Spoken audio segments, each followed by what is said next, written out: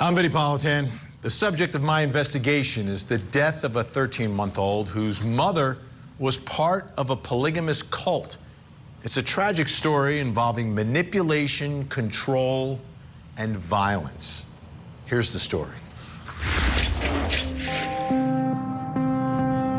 Little baby Hannah was just 13 months old when her mother, Chloe, took her life, stabbing the baby to death in their home in Canton, Georgia. Why would a mother take her baby's life? What was going on behind closed doors? Prosecutors say it was a non-traditional lifestyle, including polygamy and a cult. Chloe was married to a man named Benjamin, but she was not his only wife. Prosecutors say Chloe was upset that she wasn't getting enough attention and killed her child in an act of murder and attempted suicide fueled by twisted jealousy. But the defense paints a different picture. A mental breakdown by Chloe, who they say was legally insane at the time, suffering from delusional thinking and trying desperately to break away from the group. It's a tragic story that contains many lingering unanswered questions. An extremely unusual case, because usually when you're talking about a cult, you're looking at the cult leader is the one that's usually in court and charged with the crime. That's not the case here.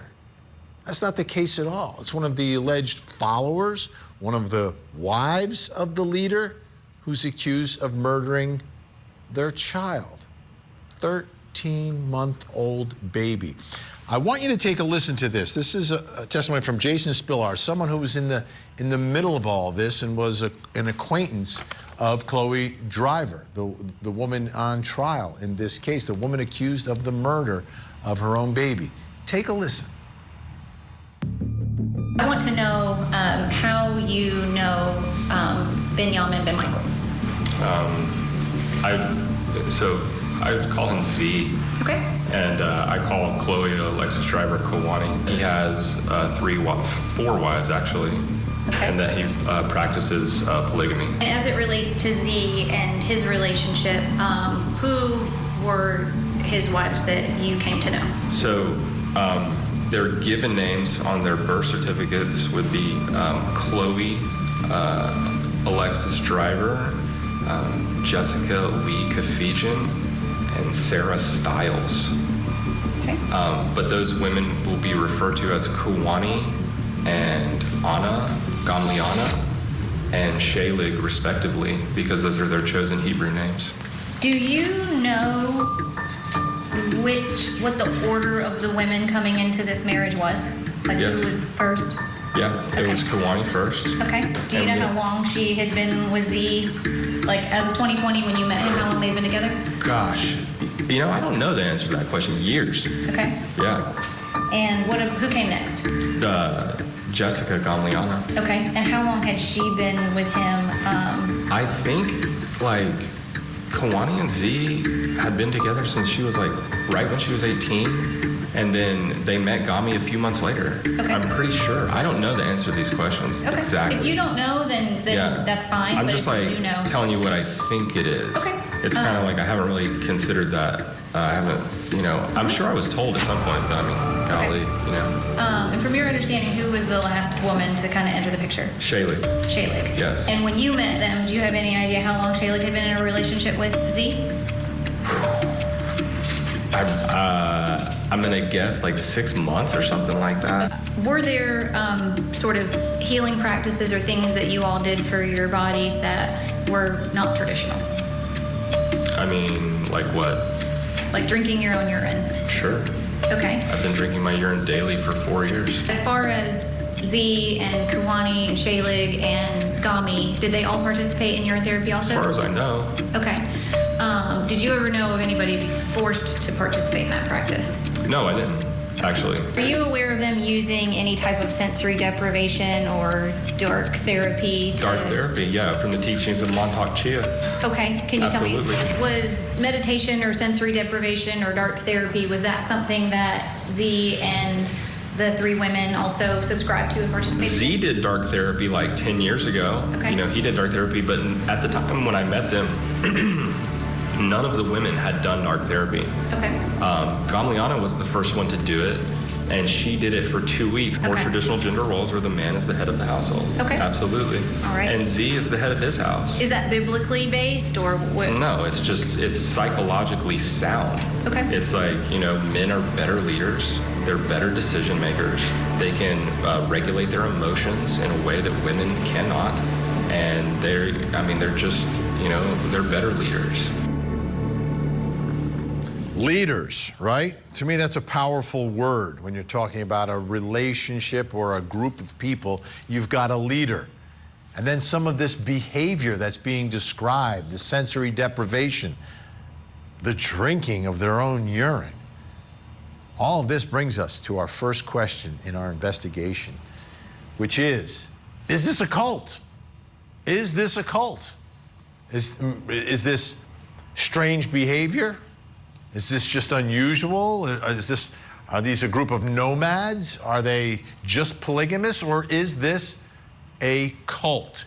Joining me to help figure all this out, retired police commander, religious cult expert, author of the book Deceived, and has a new podcast coming out this spring called Cult Files, Gardens of Evil. Mike King is with us, and a survivor of Warren Jeff's polygamous cult, FLDS, and co-host of the YouTube podcast Growing Up in Polygamy, Sam Zinning-Weissen is with us as well. Thank you both for being here. Mike, how about some of this behavior? There's always a man as the leader of these groups. But what are your thoughts about the urine drinking? Is that cult-like behavior? Yeah, absolutely, Vinny. And there's some interesting things here. I mean, there are a few cults out there where females are at the head of those. And, we can talk about those at some point. But it's usually an authoritarian male figure who's this kind of charismatic leader and central figure. And having bizarre doctrines seems to be part of the whole picture. Having this idea. Now, the urine's a new one on me, and it's been interesting to watch this guy as he testifies about this and tries to make it so matter of fact and so scientific. But it really is interesting because what would normally seem entirely confusing to people like you and me, and probably even to this individual who testified about drinking urine, it was probably a little bit out there in the beginning stages. But slowly these cults are so effective at convincing the members that the ideology and the doctrine and the leader are so special and so in tune that they fall in line. And then once they start investing, it's really hard to go back and say, holy cow, I made some really stupid mistakes by joining this group. Sam, let me ask you, where is that line between polygamy and a polygamous cult? Like, is there a difference here? How do you see that issue in all of this? Well, that's a great question, and I see it that you can go two ways. In my family, I was lucky enough, I guess you could say, to have some good parents that really tried hard to love us and be there for us. But when you're raised in a polygamous community like the FLDS, it can very quickly go to doing and acting in a normal way, I guess you could say, to little bit at a time. All of a sudden you find yourself doing something that's very extreme. But because you have been going along with these teachings and following these leaders for so long, what would have seemed extreme in the beginning now it isn't seeming so extreme, because you've been going for so many years just following and doing what you're told and believing, keep in mind, that everything you're being told is coming from God. So it's a tricky line. Yeah, so Sam, from your experience being inside, how much acknowledgement or understanding is there of the world outside of the cult? Very little. Very, very little. And they keep it that way on purpose. In fact, Warren Jeffs, being their prophet of the FLDS Church, he took away most of the outside information coming in, like even something as simple as a book. When I was younger, we had a library, and when Warren Jeffs became the prophet, he wanted to manipulate people in a certain way and only allow them to hear and see certain things. So he even took away the library. No more books. Only things that I want my people to hear will hear. That's the way he went about doing it. So when it gets extreme like these groups that we're seeing here tonight, very little information is coming into these small, closed-off communities.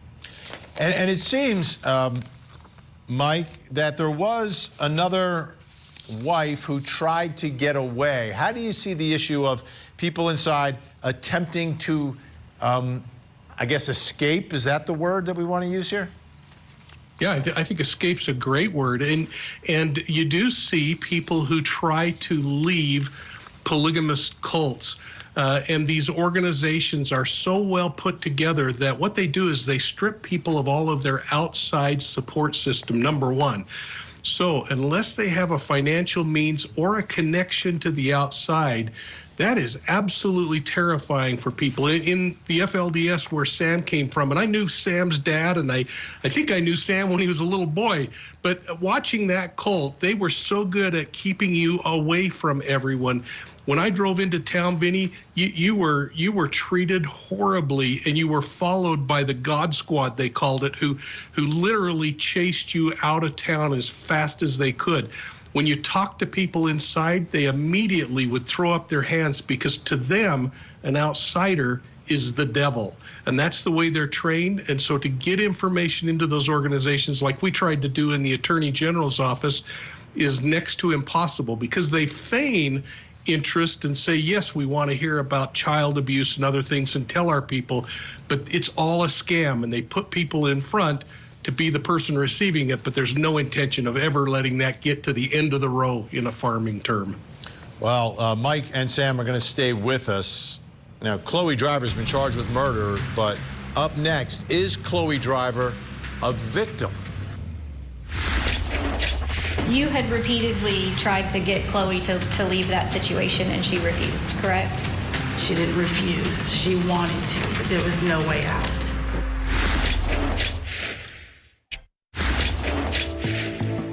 You had repeatedly tried to get Chloe to leave that situation, and she refused, correct? She didn't refuse. She wanted to, but there was no way out. I seen these two guys chasing a young girl.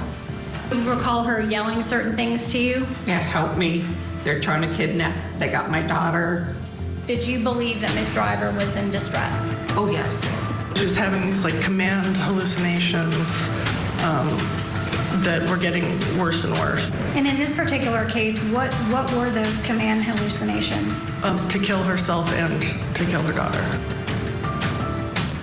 Well, in the end, she didn't take her own life, but she did take the life of her baby. So she's charged with murder. Chloe Driver is. But you heard there, she's trying to get out of this situation, this polygamous cult that she's caught in. I want you to take a listen to this testimony. Sandra Torres is the woman's name.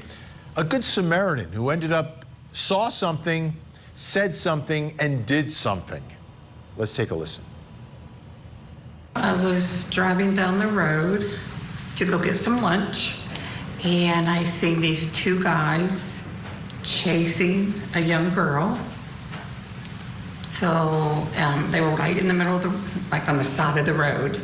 I made a U-turn, came back. I wanted to see if she was okay because, I mean, she was running from them.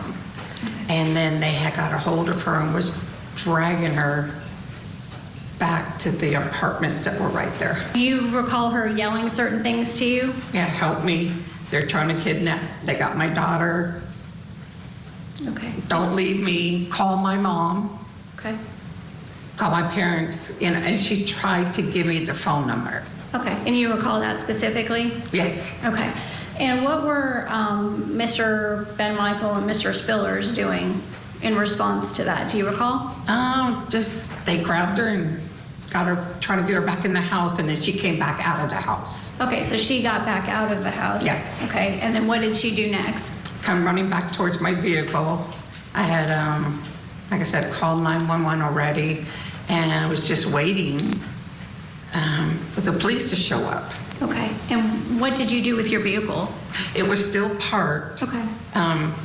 In front of the apartment there, which, I mean, I didn't know that was the apartment she was going to go to, but I was just parked in front of someone's apartment and had vehicles blocked in. So you saw her being physically taken back into that apartment? Yes. Okay. I actually take it in there, and then Benjamin's the one that yelled and said, she's having a panic attack. Okay. Did you believe that at that No, time? because I know people that have had panic attacks. She was yelling for help. She ended up getting punched in the face, assaulted, Sandra Torres did, for being that good Samaritan in that moment. I mean, incredibly brave. You want neighbors like that. So you look at the situation, Chloe Driver's trying to run away. Call 911, call my parents. She's being dragged back in. And that brings us to our next question in our investigation, which is about the accused murderer, Chloe Driver. Is Chloe Driver a victim in all of this? Still with us, religious cult expert Mike King and cult survivor Sam Zenning-Wysen. Before we answer that question, I want to play some cell phone video.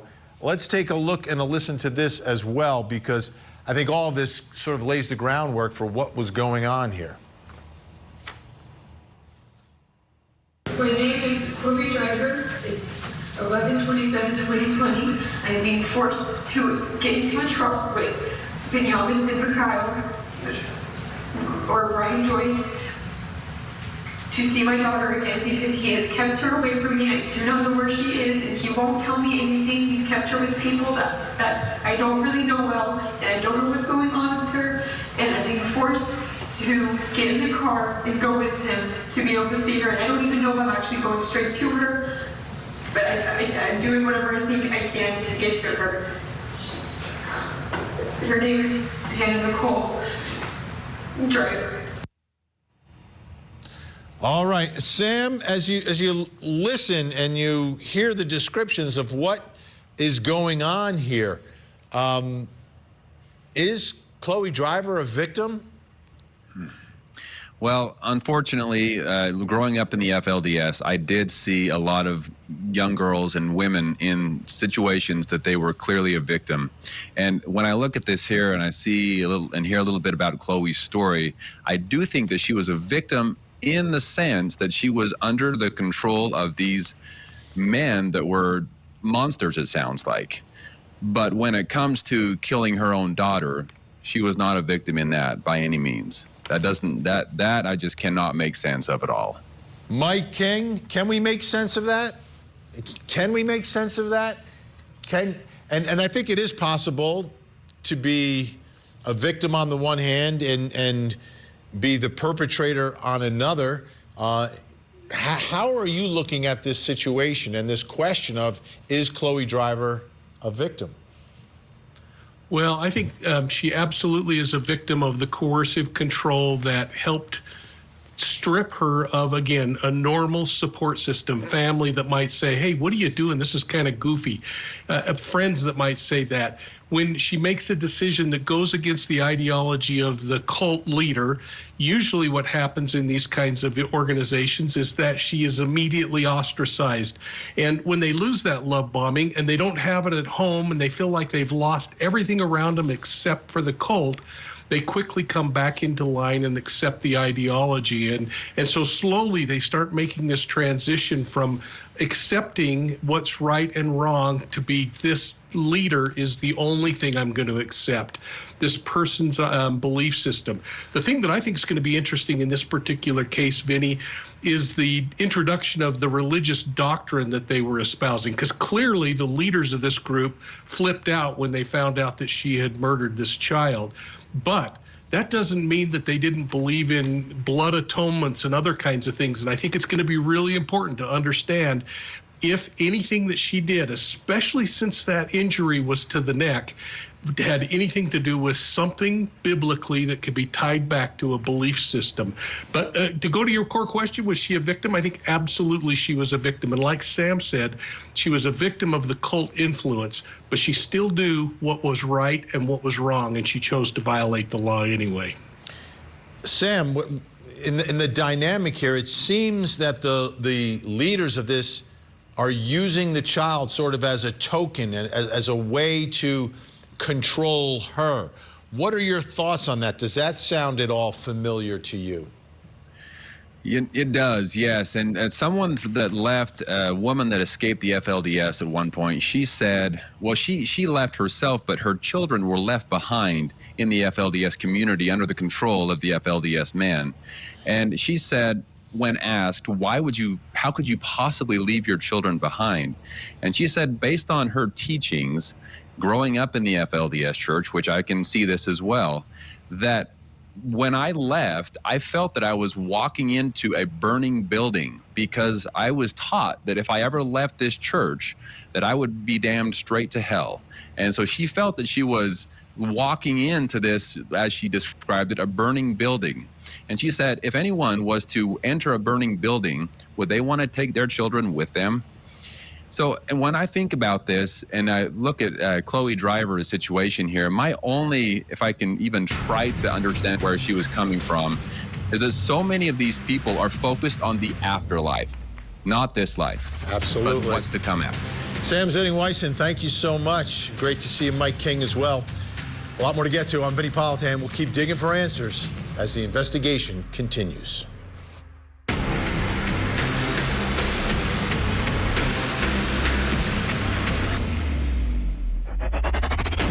.com.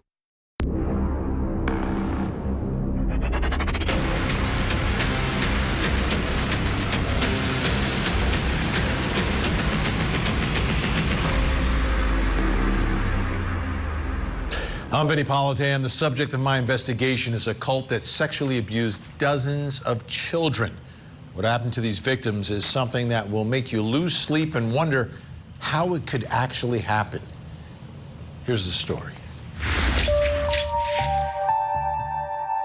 A man named Arvin Shreve was a landscaper for Ogden City, Utah. He was excommunicated from the Church of Jesus Christ of Latter-day Saints for advocating practices not consistent with traditional church teachings. Then Shreve started his own organization called The Company. It was a cult. This cult believed that all female members should engage in same-sex relationships to prove their spirituality and piety. Meanwhile, men were assigned 2 or more females, some as young as 4. From there, the women's lives were controlled, everything from their diets to their finances. 28 different women accepted Arvin Shreve as their eternal male companion. But then in 1991, law enforcement raided the members' homes and arrested 11 members for the use of pornographic materials for instructional purposes and sexual exploitation of a child. Shreve was arrested a week later. In the end, 32 children were saved, and the predators were convicted of more than 750 counts of sexual abuse. But years later, there are still questions about what happened to the survivors. This is a story that will more than shock you. And when you think about what happened here and the systematic abuse of dozens of children by adults who should be taking care of the children. But it was all part of this world of this man who created this cult. So, our question that we want to get to in this investigation involving the members: what is it like to be in a polygamous cult? What's it like to be on the inside? What's your perspective of the world? What is your day-to-day? Joining me to discuss all of this, retired police commander, religious cult expert, author of the book Deceived, has a new podcast coming out this spring called Cult Files, Gardens of Evil, part of the group of law enforcement that saved these children and prosecuted these predators, Mike King. Also with us, a survivor of the Zion Society cult, Andrea Lithgow is with us. Great to see you both. Thank you so much. Before I get to you, Mike, I wanted to hear from Andrea, like, what is your day-to-day like when you're living on the inside of this world that was created? We just lost Andrea for a second, so I'll go to you, Mike. What was this world like for all of these people inside? Well, what Andrea would tell us as soon as she gets back on, and I'm sure she'll back up, is that there was strict regimen. In the morning, 6 a.m., the first thing they did is they had to get out of bed and they started studying scriptures. They prepared breakfast. Each of the girls and women were weighed in every single day, Vinnie. In fact, Arvin Shreve had this fantasy of what the exact weight is that each one of them should be. And it was something that was really difficult for many of these young people to have to endure. From there, they would do more scripture study, and then they would shower, get cleaned up, and then they would start to perform for these other adults. And these children would be sexually assaulted all day long throughout the day for years. In fact, at one point, we determined after looking at these that there were probably more than 4,000 sexual assaults of these children over the course of this time. Then they would have to bathe again because the prophet Arvin Shreve, this self-proclaimed goofball, wanted to have them ready for him at any moment, and as did other members, which really became strange because it gravitated from just the men being predators to the women in the group becoming predators. Andrea is back with us. Andrea, how would you describe what your life was like? Hi, Vinnie. Hi. Well, it's really like I didn't know anything different. So as I was just listening to your last guest,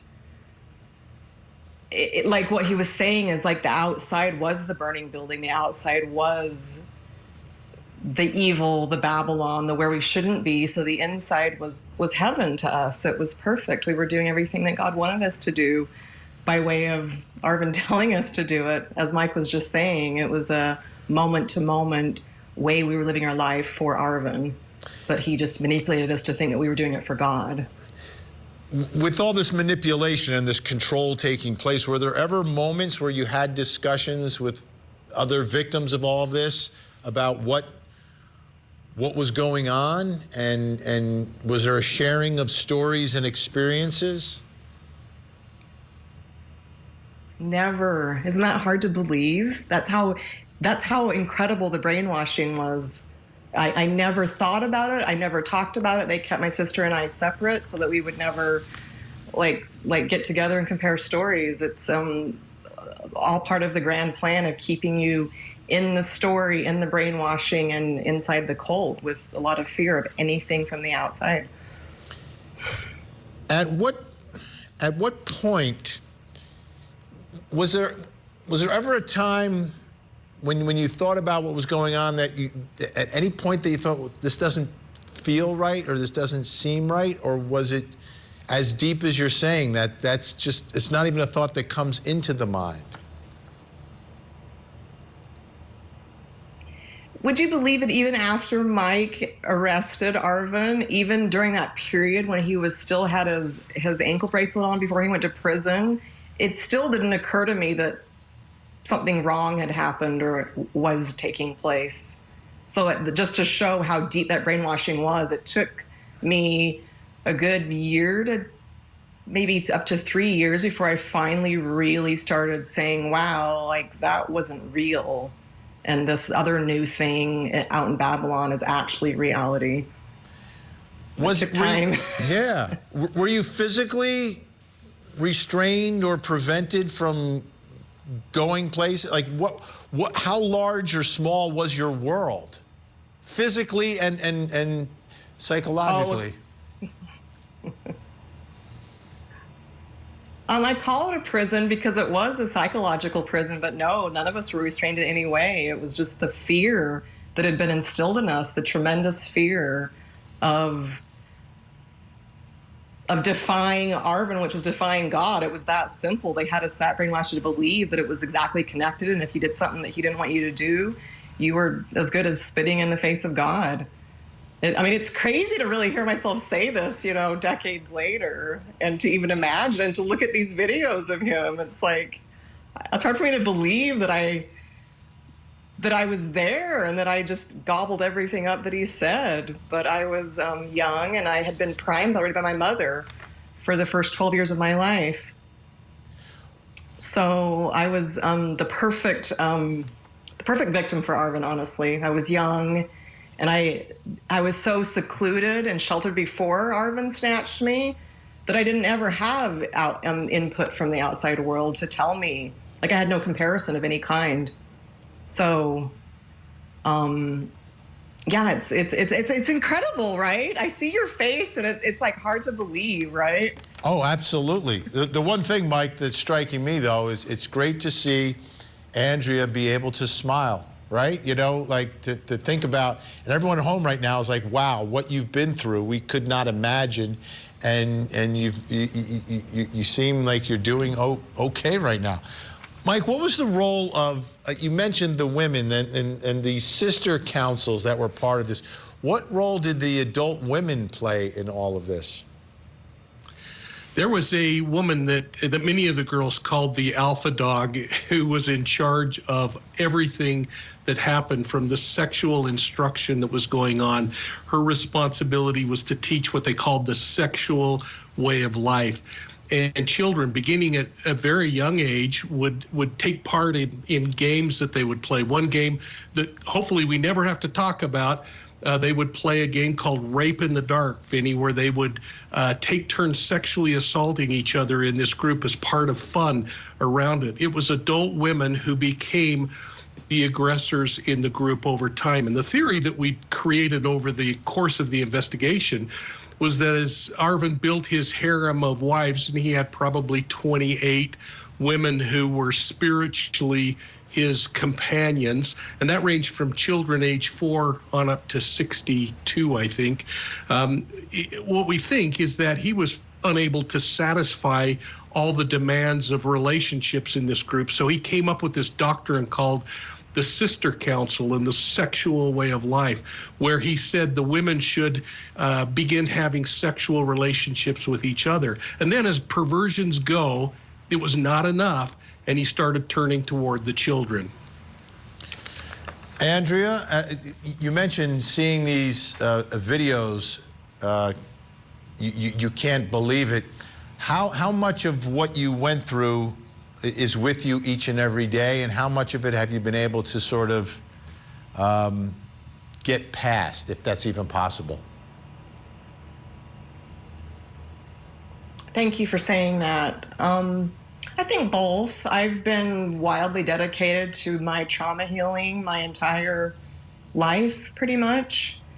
And yet, I think it never truly goes away. It affects you for the rest of your life. It's just about finding enough compassion for yourself that you can, you know, get up out of bed every day and like be excited about being a human. It's this kind of experience just destroys your sense of self, and so I've had to look for that and develop it over the years because I had none.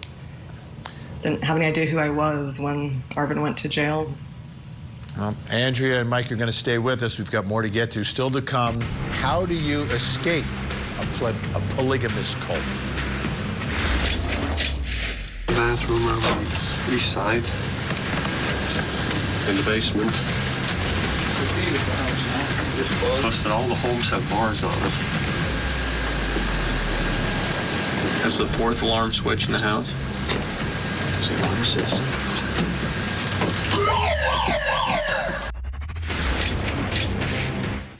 This case clearly on the national forefront, brutal murder of this young woman, Laken Riley.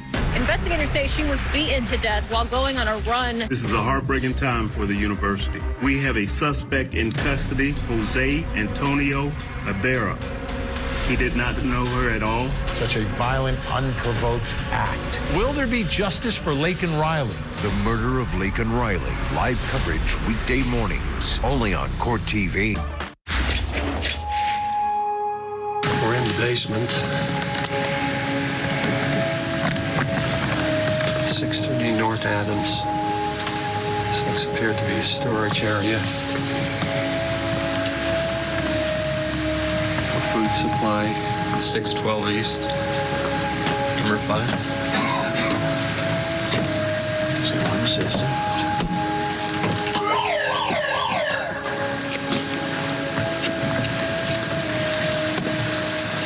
Apartment here. East bedroom of this home.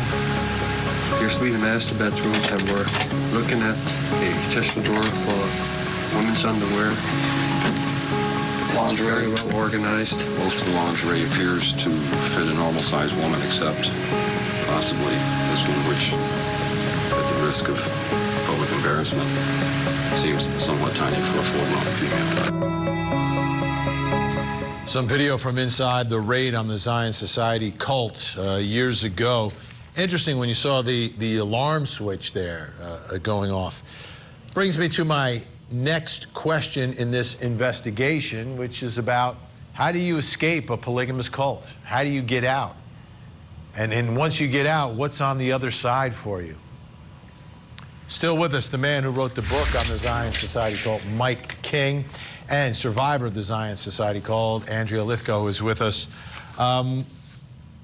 Let me start with you, Mike, on that alarm. Was that alarm to keep people in or to keep people out? It was really intended to notify all of the cult members of any activity. In fact, the way that this cult constructed this neighborhood that they lived in, there was only one way into the neighborhood and one way out, Vinnie, and there were sentries posted in locations where anyone coming into the neighborhood, they had someone watching 24 hours a day, any foot traffic or vehicle traffic. And I'll tell you, as the person handling this case, it was difficult to get in and get intelligence in the early days of this investigation because of that. And also because we had rumors that they had stockpiles of automatic weapons and other kinds of things that gave this doomsday mentality. But the alarms, they actually interconnected all of the homes so that these sentries, when someone would come into the neighborhood, they could notify, boy, who's that little boy right there? That's a long time ago, isn't it? But they could notify everyone else in the cult that somebody that didn't belong in the area had come into that location, and then they could lock things down. So, Andrea, at what point did you realize that you were in a cult? I never did. Like I said, even after Arvin was arrested and I hadn't gone to prison yet, I didn't really understand what had happened. We all thought that it was just God's plan for Arvin to be in prison and that we were going to keep honoring him and worshiping him and loving him from afar, and we just meet him in heaven. I mean, brainwashing is hardcore. So I guess that leads to my next question. How do you unwind that brainwashing and how do you, and was there a moment that you remember when it sort of, or was it a gradual process? There was one moment I'll tell you about. My mother is like a cult addict and was in one before this one and then joined another one afterwards. She found another one about a year afterwards. And she begged me to come and join that one as well. And I kind of just got tired of hearing her beg. So I finally agreed to go down to the presentation of the new cult she'd found. And it was while sitting in that presentation that I just realized, I'm like, this is all just kind of a load of crap. And I think that was one of the moments that I realized it was all just madness. I sewed all those curtains, by the way. I made all those pink curtains. So I spent a lot of time in that's a sewing room. I spent a lot of time in that sewing room. So as we sit here tonight, and I made those curtains too. You did. How would you? I did. I made all that stuff, and I was only a teenager. Crazy, right? Yeah, indeed. So the reintegration and understanding the way the world should work and the way children should be treated and the way women and men should treat one another, how difficult is that process? And is that something that you still have to continue to adapt to?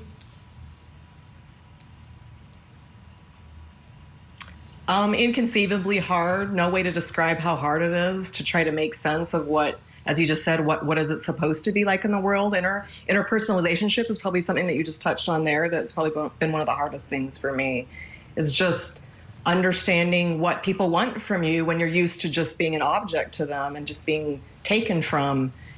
And I mean, as Mike knows this, I could have definitely used like some immediate therapy or some sort of exit cult counseling, like the de-brainwashing, but that wasn't available to me. And I didn't actually find therapy for 10 more years. And yeah, it's been a really long process. And I would say, I would agree with you, it's still going on, of just really like learning to love myself and just understanding my own value is something I think that takes a lifetime after that kind of experience.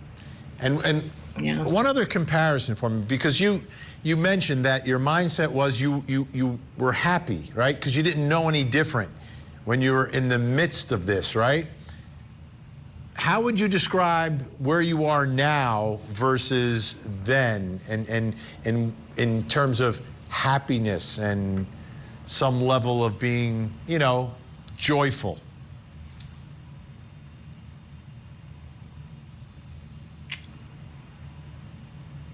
Honestly, Vinny, it took me up until about 5 years ago to really help myself, because even though I'd been in therapy, it wasn't working because the trauma was too great. And I just encountered here in Asheville, where I live, just psychedelics for trauma healing and a unique kind of therapy called internal family systems that just focuses on compassion, just a ton of self-compassion.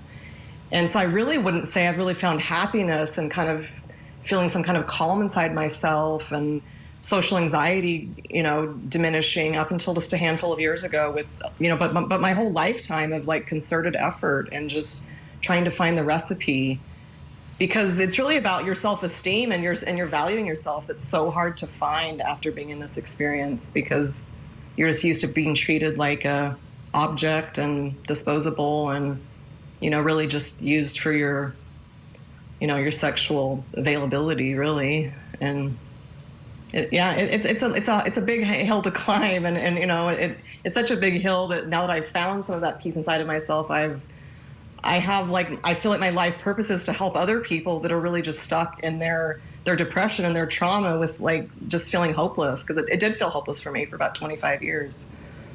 Mike, we have about 10 seconds left here. If you want to put a button on this, I know this has been such a big part of your life. You know, Vinny, I purposely stayed away from the kids, I still call them, for 30 years, and had Amber and Andrea not reached out to me independent of each other 5 years ago and said, we're having trouble with our memories, I would have never brought this case up. And the whole reason all of this has happened with the book Deceived and the other things that have followed is because of the children who suffered, who are now the survivors that I just hold such great esteem for. I just love them. They're all a great part of my life now.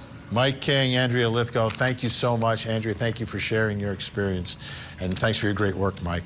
You know, there's a stark difference between a cult and religion. And while many of the cults we've seen here on Court TV seem to be based upon some religion, they aren't.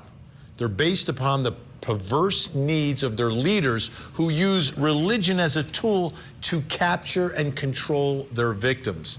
This distinction is real, but is sometimes hard to uncover. I'm Vinnie Politan. We'll keep digging for answers as the investigation continues.